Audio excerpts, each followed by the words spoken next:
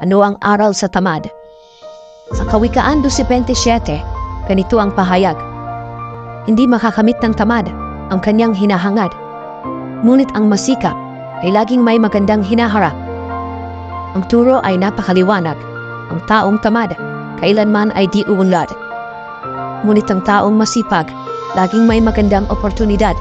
Kaya kung meron kang pangarap, dapat lang na ikay magsumikap. Dahil dito sa mundong puno ng hirap, tiyak magsisisipag. Di ka magsisipag. Marami man ang proseso. Lumaban ka pa rin ng patas. Mabagal man ang progreso. Lumaban ka pa rin ng patas. Matagal man ang pag-asenso. Lumaban ka pa rin ng patas. Lahat tayo ay may mataas na pangarap. At ginagawa natin ang lahat para ito ay malasap. Ngunit madalas, kahit anong gawin nating pagsusumikap, tila walang nangyayari. Tagumpay ay tila mailap. Kaya marami ang natutukso na maging tuso. Para mapaiksi ang proseso, mapabilis ang progreso, mapadali ang asenso. Nagiging mapanlamang sa tao, manluloko, mapangabuso, masama ang trabaho, iligal ang negosyo. O, maaring magtagumpay sila ng may halakhak. Hindi yun malabo, pero isa lang ang tiyak. Yun ay pansamantala lang.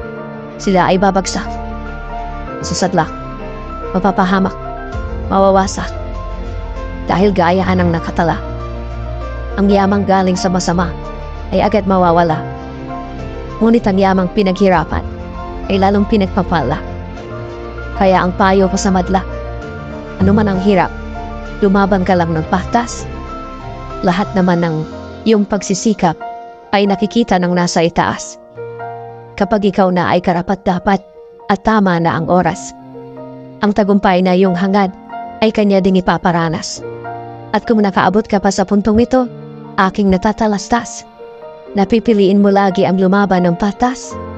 At kung nais mong mabago ang iyong mga pananaw, siguraduhin mong samahan kami sa aming galaw, na ang layunin ay makapagbigay ng tanglaw.